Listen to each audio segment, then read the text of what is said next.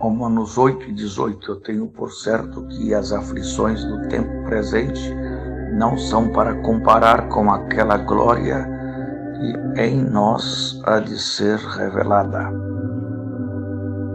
Amado ouvinte, o sofrimento é uma experiência comum a todos nós, ainda que muitos tenham todo o conforto que possa existir nesta vida. O sofrimento sempre encontra o seu espaço.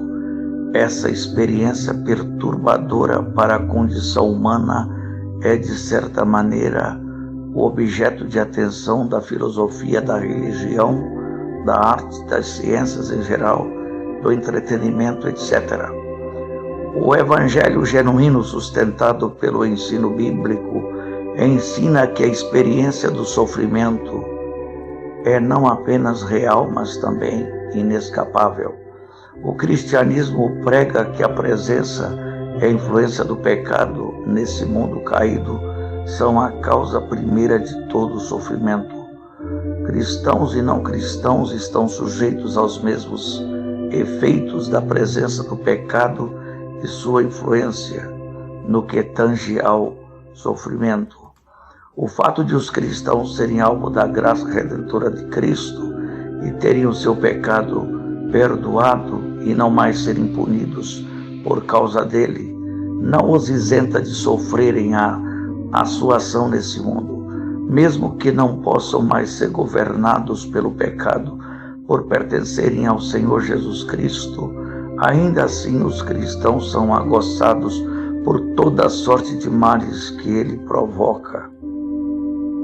Possuem corpos vulneráveis e mentes limitadas e estamos sujeitos a fracassos, enfermidades, decepções, frustrações, insucessos, perdas e, por fim, até mesmo a morte. Ainda mais que o salário do pecado é a morte. Então, o que diferencia a experiência do sofrimento entre os cristãos da experiência do sofrimento entre as demais pessoas? Em que diferencia?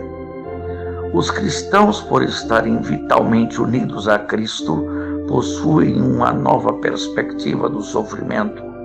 Não procuram negar, relativar ou deixar se tornar pela perplexidade. Os verdadeiros cristãos entendem o sofrimento na dimensão da cruz do Salvador. O padecimento do discípulo faz parte do seu discipulado.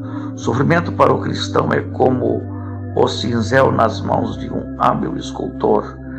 À sombra da cruz são forjados os grandes servidores do Evangelho, e os homens de melhor caráter foram formados na teologia do sofrimento.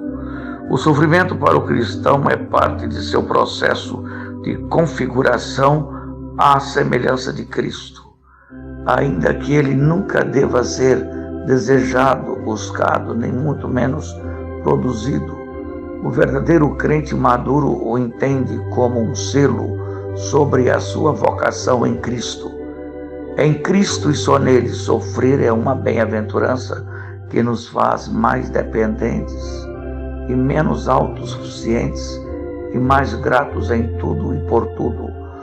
O sofrimento produz mais ardentes buscadores de Deus.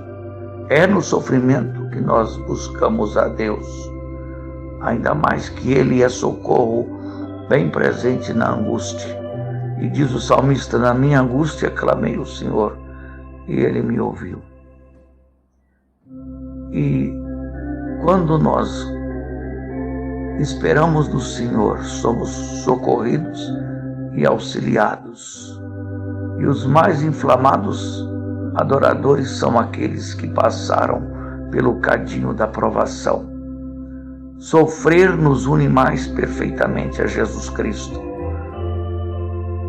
Também sofrer nos leva a desejar o céu com mais ardor, com mais paixão, pois o céu é o lugar onde a experiência do não sofrer, do gozo e de paz e da felicidade plena e perfeita torna-se possível para sempre. Portanto, sofrer sem Cristo é como entrar num labirinto de porquês sem respostas ou no túnel escuro da desesperança. Sem Cristo, o sofrimento faz vir à tona o pior que existe em nós. Sofrer sem a graça da união vital com Jesus Cristo pela fé leva-nos ao ceticismo, ao ostracismo, ao cinismo, à amargura, à murmuração, à maledicência e, por fim, a uma existência vazia, sem sentido. Porque os que sofrem agarrados à própria sorte não têm para onde fugir. Mas cada discípulo do Senhor Jesus Cristo pode ouvir constantemente o mais belo convite já feito nesse mundo de dor. Vinde a mim, todos que estáis cansados e oprimidos, e eu vos aliviarei. Tomai, pois, sobre vós o meu jugo, e aprendei de mim, que sou manso e humilde de coração, e encontrareis descanso para as vossas almas, porque o meu jugo é suave e meu fardo é leve. Mateus 11, 28 a 30. Amigo ouvinte, se com Cristo sofrermos, com Ele reinaremos, disse Paulo a Timóteo, em 2 Timóteo 2, verso 12. Que Deus lhe abençoe rica e abundantemente. Amém.